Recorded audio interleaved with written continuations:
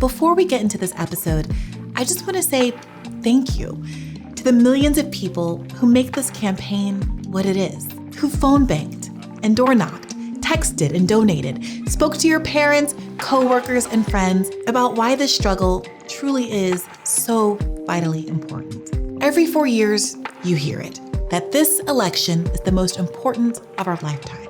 Well, there's a case to be made that this year, it's really true. It's not just that we have a corrupt demagogue in the White House who rules through fear, division, and intimidation. It's not just that we've reached levels of wealth inequality unmatched since the Gilded Age, a plutocracy so imbalanced that we have a billionaire openly trying to buy this election. And it's not just that all over the world, we're seeing the rise of far-right leaders who channel populist rage against the most vulnerable while allying themselves cynically with capital. It's that on top of all of that, the clock is ticking on our capacity to keep large swaths of this planet habitable. All over the world, ecosystems are in collapse. Oceans are acidifying. Entire continents are burning. Climate refugees are already on the move. This moment might just be our last off-ramp before the world we leave our children becomes unrecognizable to the one we've inherited. This campaign and the movement behind it are our best possible chance to head that future off at the pass and to reverse trend lines that, no matter what the Wall Street Journal and economists might tell you, have been heading in the wrong direction for decades. And the truth is that we here at HQ are riding a tiger that is a genuine movement, one made up of all of you. That phrase, not me, us, is so much more than a slogan. It's a guiding philosophy that speaks to solidarity, mutual support, and extending a hand to those who need one. Because frankly, we all need solidarity at some point in our lives. Perhaps no one understands that solidarity is at the heart of liberation better than my guest this week, Barbara Smith.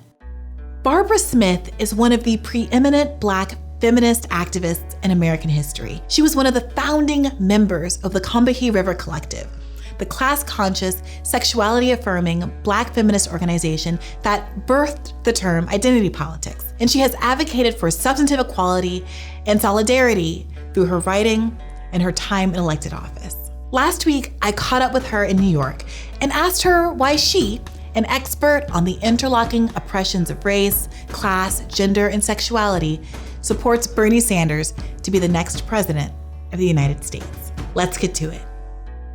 Barbara Smith, I am so honored to be able to talk to you today. I've been a long time admirer of your work, but for those who aren't as familiar, could you introduce yourself? Okay. My name is Barbara Smith, and I'm a longtime activist in many movements since the 1960s. I'm really happy to endorse Senator Bernie Sanders because in him I see the issues, the compassion, the perspective, the plans that will help us to get to where we need to be as a society. Why is that? Well, we have so many injustices in this version of democracy that have not been addressed. We have systemic oppressions, and I know that he's the only candidate who has an understanding of why things are the way they are. The fact that we do have people who work 3 jobs every day and don't have quality housing, their kids don't have access to really good schools, don't have access to health care, all those things that everyone deserves to have. That's what Bernie Sanders stands for, and that's what he wishes to share and bring to everyone in the United States. Can you help explain why you have such authority to talk about interlocking oppressions? Well, the reason that I am thought to have authority around interlocking oppressions is because of the fact that, as I mentioned, I've been politically active in left of center formations ever since the 1960s. The reason I have that expertise or that relationship to talking about interlocking oppressions or intersectionality is because in the 1970s, I was involved with starting a Black feminist organization based in Boston, where I lived at the time. And the name of that organization is the Combahee River Collective. We did political organizing around issues of race, gender, sexuality, class, and a lot of other things as well. So we were organizers, we were not just theorists. But we did write in 1977 something that most people know us for, which is the Combahee River Collective Statement. And in that statement, we talked about how the systems of oppression are interlocking and that those systems create the conditions of our lives. And by our lives, we meant us as Black women. We talked about how the consequences of those multiple systems of oppression within one person's life was not arithmetic, that it wasn't like add on, add on, add on. You add racism to sexism, to homophobia, to class oppression. You add them on. We said it was geometric. And by saying it was geometric, what we meant is that they kind of multiply each other into something that cannot be quantified by merely adding them together. So we were trying to build a politic that would be useful for Black women, most of whom are working class, and also for other women of color. One of the points that we made in the statement is if Black women were free, then everyone else would have to be free, because we are affected by all the systems of oppression. So if we could address and eradicate all of those systems of oppression, then everybody else would get to come along too. And we also very much believed in coalition work, even though we coined the term identity politics in the statement. And for decades, since 1977, I will ask people, academics, people who have access to research and people who do research, have you ever seen identity politics anywhere in writing before 1977, before the Combahee River Collective Statement? And the answer is always no. So I believe we did indeed coin the term. I don't believe that people who misuse the term necessarily got it from reading the statement. I don't think that's how concepts and information get circulated. But as I said, even though we talked about the concept of identity politics, what we really meant by that is that Black women have a right to set political agendas. That's all that we meant. That's all that we meant. We did not mean that everybody who wasn't a Black woman, a young Black woman, because we were all in our 20s at that point, some of us were a little bit older, but we weren't saying that if you are not a younger Black woman, probably a lesbian, not everybody in the collective was a lesbian, but most of us were, and like whatever other identifiers, if you're not just like us, then you have no place in this struggle. So affirmatively, what does identity politics mean to you? Oh, well, to me, what identity politics means is that we acknowledge that people have different relationships to systemic oppression based upon who they are. And that we have to take that into account when we are trying to figure out which way forward and what are we going to do to eradicate and to challenge that oppression and to make a better world and a better life for us. So we can't I mentioned that most of us, or many of us in the collective, were lesbians. I've been out as a lesbian since the mid 1970s, which is a long time ago. When you get right down to it, it was 5 years or so after Stonewall. So my experience of being out as a Black lesbian is quite different from what I read in the papers, actually what I see online, because who reads newspapers anymore? I do.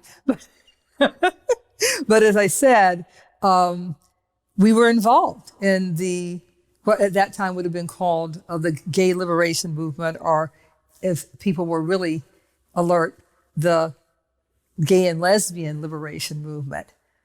We always made them say lesbian first, That's how you knew if people were conscious around sexism, because we pointed out to our gay brothers, like, why don't we say lesbian first? Why is it always gay and lesbian? So we would get people to kind of do that. That's why it's LGBTQ, really. LGBTQIA, because we pushed for why can't women come first in that. So in any event, the way, that movement, our lesbian and gay liberation movement was at the time, it was like, we all need to come out of the closet.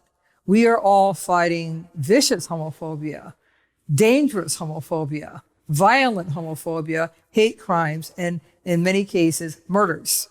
So it was no joke. This is very serious. But what identity politics would bring to that was that, but if you are a Black trans woman, you're in a different relationship to those issues that seemingly have been already defined.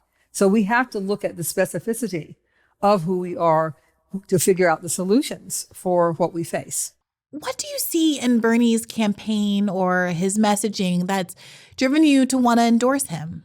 The reason I really trust Bernie Sanders and his candidacy, both in 2016 and now, is because I know he comes from a political place historically that looked at what was going on and faced what was going on with reality as opposed to hype and propaganda. So I feel like there's so many myths, so many stories, so many fictions about what it means to be here in the United States of America. And a lot of it just isn't even accurate.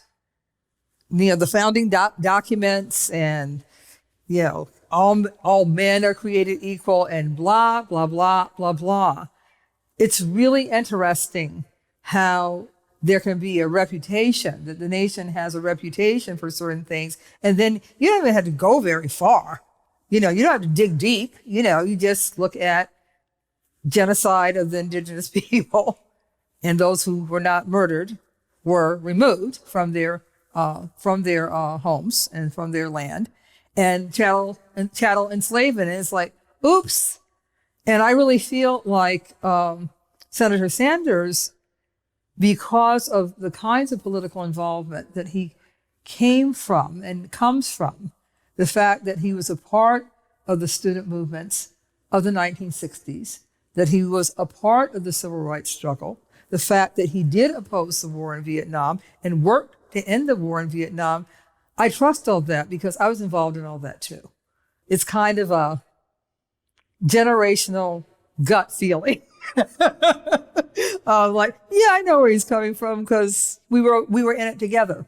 We do not know each other, but we were in struggles together. The struggles that shaped our present, that we take certain things for granted, like, for example, that Black people can walk into the front door of a restaurant or a hotel and ride anywhere they wish on public transportation.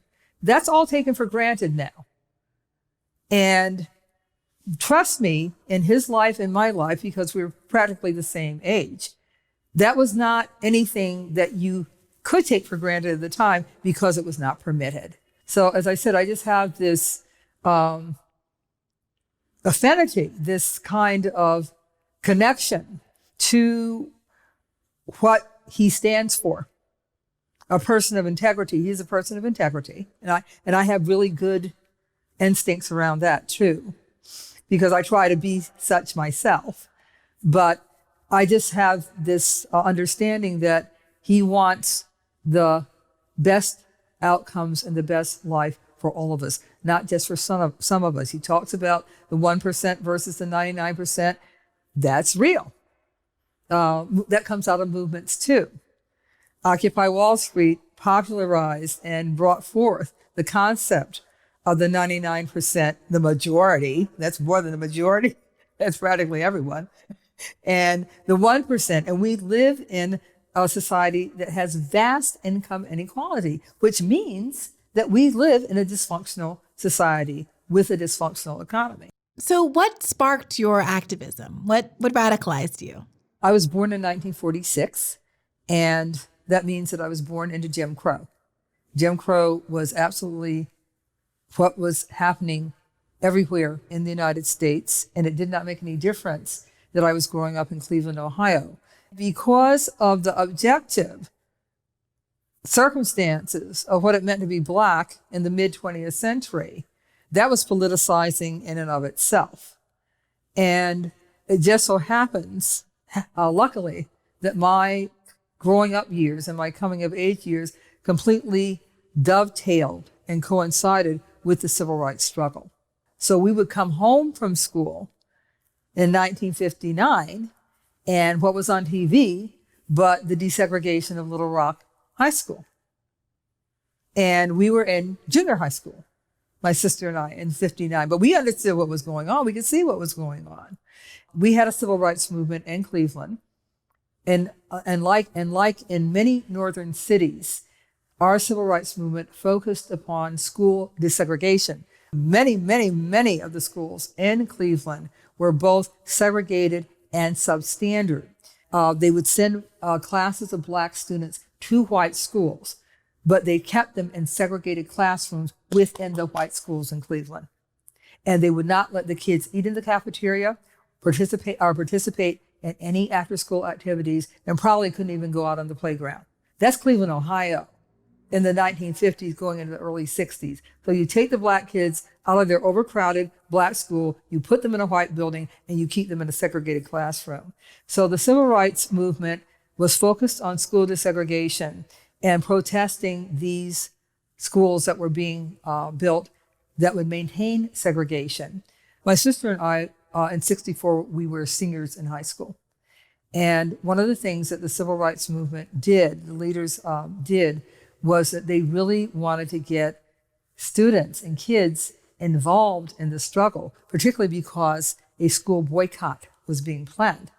And the Saturday before the boycott, this is April of 1964, there was a rally at a park in Cleveland that my sister and I went to. We wanted to go. By that time, we were making decisions about where we wanted to be and what we wanted to do. And a lot of it was political. And we went to this rally, and it was a rally specifically for youth. And I never had a feeling like that in my entire life. I couldn't believe what I was feeling and experiencing because we were being respected. People thought we were important. We were talking about important things. And from that day to this, I was just at a rally to stop a war against Iran on Saturday, a rally which I helped to plan. So obviously it took, 1964, January 2020. Same thing. So people have heard that Bernie was an early opponent of the Vietnam War, but not everyone knows the history of his involvement with the Congress of Racial Equality. Can you help explain a little bit what CORE was and what it meant at the time?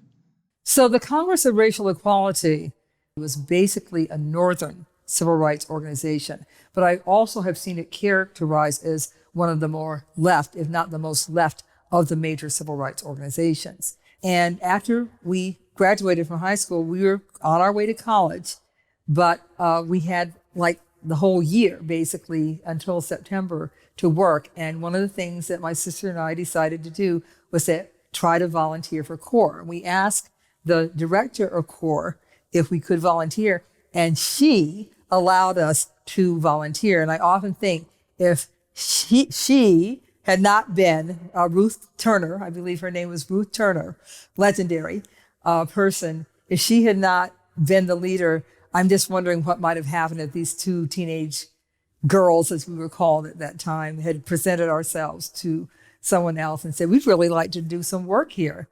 They might have said, well, there's not really much for you to do.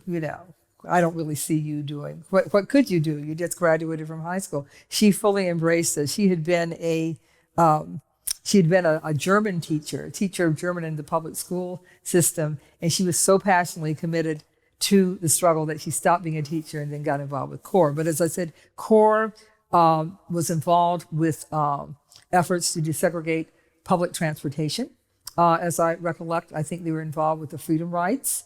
And they That's really all I could say about it. That was the organization that we gravitated to. We did work in the office, and we also were sent out doing canvassing around housing. So what do you say to people who are kind of dismissive of this idea of a 19-year-old Jewish boy being involved in CORE, people who kind of brush that part of his history and his activism off? Okay, people. It was absolutely meaningful for anybody white to speak out and stand up against segregation and U.S. apartheid. Anybody. So there are lots of myths, as I said, about U.S. history. One of the myths is that most white people really didn't like the way that racism unfolded, and they really didn't like all the bigotry and all the oppression, and they were on the right side. They would have been on the right side of history. No, that was not the case.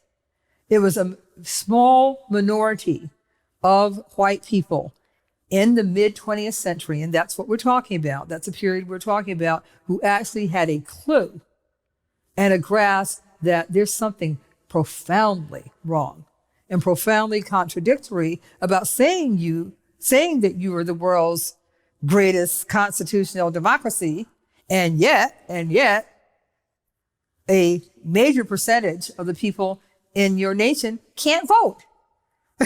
Can't live where they want to live, can't go to school, can't bend over a water fountain and get a sip of water. I mean, isn't it crazy? It sounds crazy, but that's what I lived through. That was the world I was born into. So it was absolutely meaningful for Bernie Sanders or for anyone else similarly placed in relationship to our white supremacist structure to say, no, I'm going to step away from that white skin privilege. I'm going to interrogate what is going on here around race.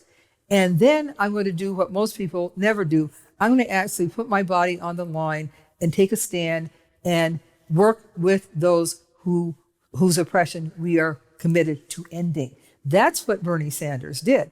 And see, because nobody studies history or teaches history the right way or whatever, and also are very prone to lying. Living in a country where history is poorly taught means that you also have a propensity toward lying. So, we can't help ourselves sometimes for what we don't know, because we live in a situation where people want to keep the truth away from us. So it's not surprising that some people would say, oh, that's no big deal. It was a very big deal. It was a very big deal. And his counterparts were in Cleveland, older, not necessarily in his age group, because he was still a very young person, student age. But they were white people and white ministers who took major hits. It was serious.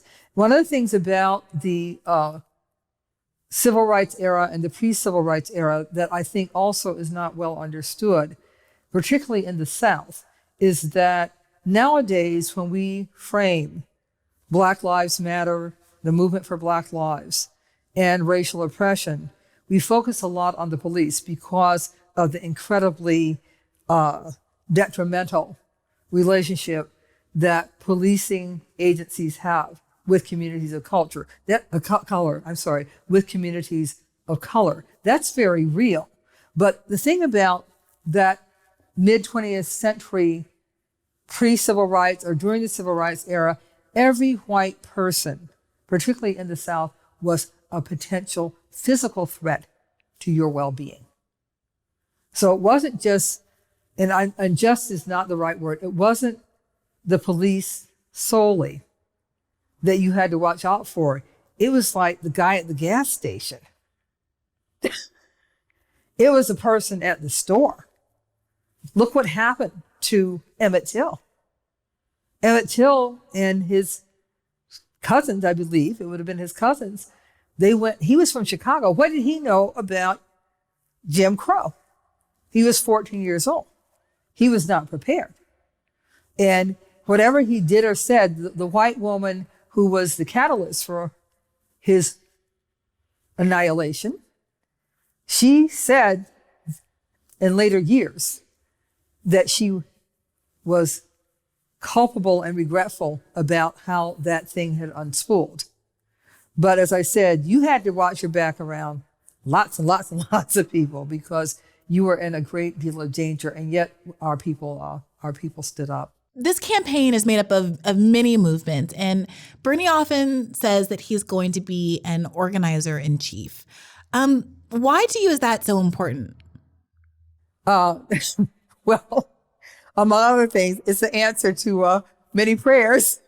An organizer in chief? Wow. Okay. And I know about that. I've heard that that's what he says he will be, because he actually understands that it's many people in many different places speaking out and expressing and figuring out strategies and ways to get the things that they and their families need. That's how change happens. He will be taking his agenda from what people on the ground are concerned about and need and want and deserve. That's where the agenda will come from. It won't be top down. It will be grassroots and bottom up.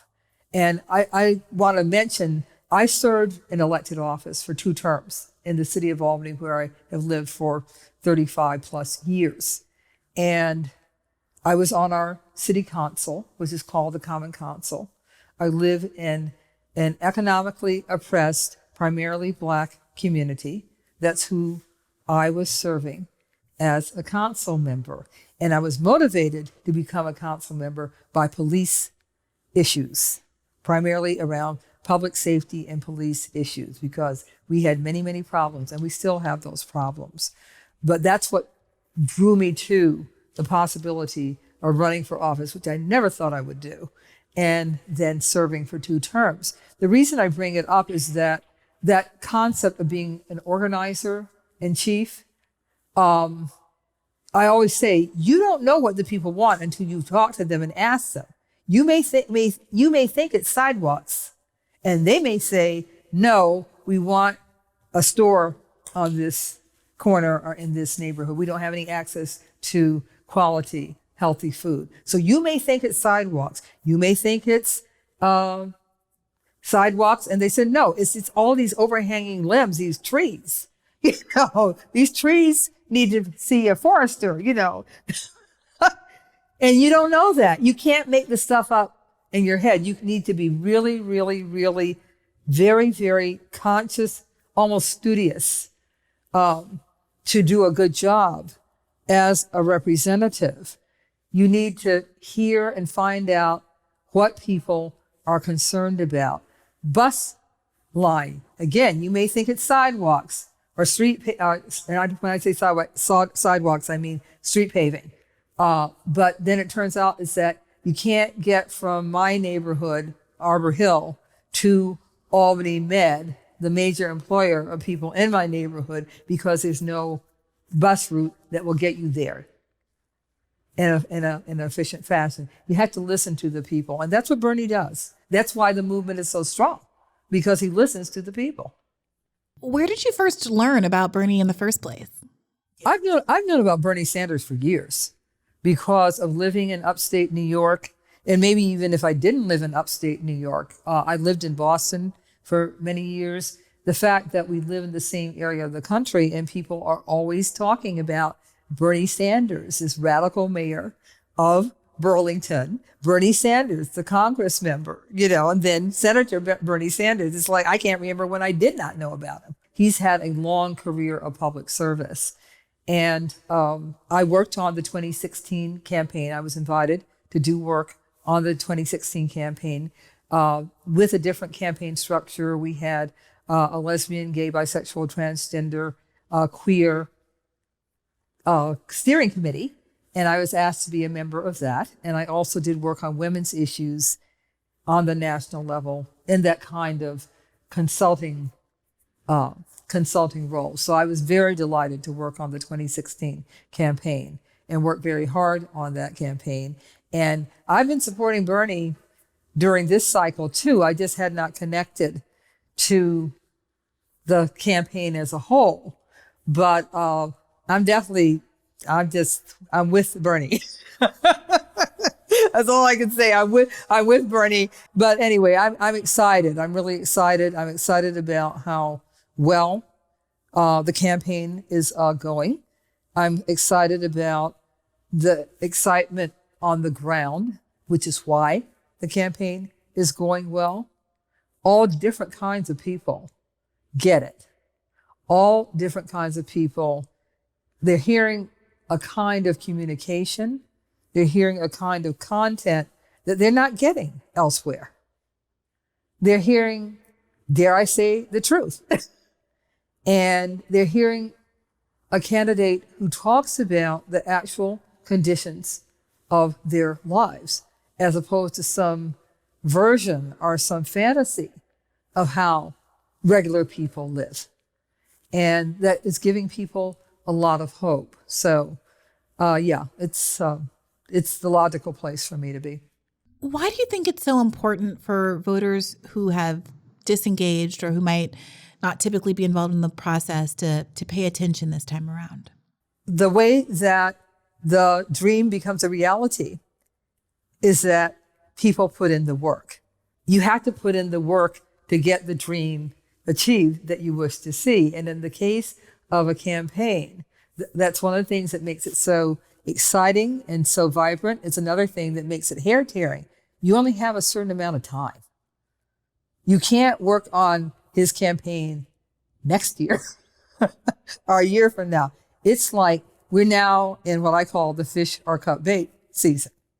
This is like you either show up and you work with so many millions of others to get what we wish to see, or you sit back and you kind of, you check out, you're excited, but oh no, that's not really me. I don't really like politics. I can't tell you how many times people have said that to me, usually talking about local politics where I live.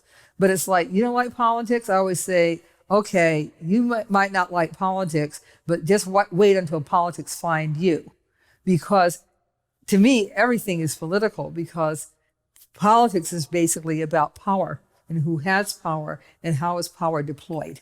That's what politics are. So everything has a political component to it, because if you look at the power factors and who's making the decisions, it's not about necessarily just voting. That's one aspect of politics. But I always feel like if you believe in stuff, then you're supposed to really join in and actually get the work done. But that's just me. You're such an authoritative voice about what Black America and Black women in particular need to move forward. So I want to ask you, as a Black woman, why you think that Bernie Sanders is the best choice for you and our community more broadly. I believe that Bernie is the best choice because his understanding of why we have the level of inequality that we have, why we have the level of bigotry and discrimination that we have. I feel that his understanding of that is deep and it is accurate.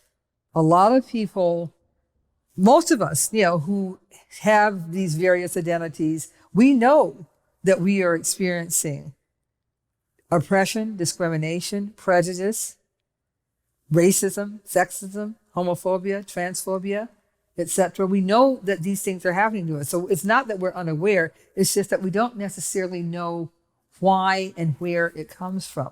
There's some people who think that the reason Black women are not respected and are not in the positions that they need to be and are not treated the way that we deserve to be is because people just need to find out more about each other. Well, yes, I think that's very worthwhile.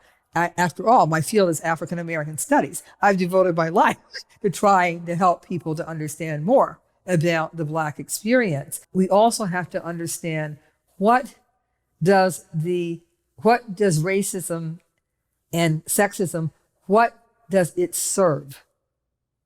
Like, how does it fit in with the political economy of this nation that drives so much? The need for labor to get the riches of this unsettled land. And by unsettled, I mean they hadn't exploited and stripped and taken the wealth out of the land. When they got here, it was pristine. And there were hundreds of thousands of people, if not more, probably millions of people living here already. They discovered nothing. But when they, came and claimed it, that's called colonialism. When they came and claimed it, they said, oh my God, this place is huge. And I don't know how we're going to ever extract the wealth if we don't have a labor force. So they tried different, solutions, didn't work, indentured servants didn't work, indigenous people, that did not work either. And then they began to steal African people, bring them to the Americas, all of the Americas, North, South, and Central, and to use us as free labor. I don't know what their thought process was around the people who they were kidnapping, but it was the ideology of white supremacy followed the economic imperative. They made up an ideology of white supremacy to justify the super exploitation of Black bodies. So which came first? The economic imperative of exploiting the land for profit. That came first. And then they said, the Bible says this, the Bible says that. Let's make up some stuff about who these people are so that we don't have to feel so ashamed or nervous about the fact that we know we're committing crimes and sins. So, I don't know if that answers your question or not, but I feel that Bernie Sanders understands what I just said. And we're not talking about hierarchies of oppression. Black feminism, the Black feminism that we built and that the Combahee River Collective built, was not about a hierarchy of oppressions. It was about understanding how the oppressions fit together and not dealing with just the manifestations and the superficialities of oppression, but the roots of why things are the way they are. So that's what I think Bernie brings. He brings it to more than the table.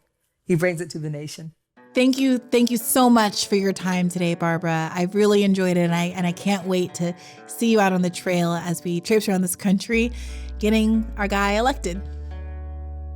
That's it for this week. Once again, here's a quick reminder to check your local primary rules, which may require you to register or re-register before a certain deadline in order to participate in the upcoming election. Check your local rules and make sure your voice is heard. Hear the Bern is produced by me, Briahna Joy Gray, Ben Dalton, and Christopher Moore. Let us know what you think at hearthebern@berniesanders.com, or else take to Twitter with the hashtag HearTheBern. You'll find me there. Be sure to like, comment, and subscribe to Bernie's YouTube channel for more episodes and other great Bernie content. Till next week.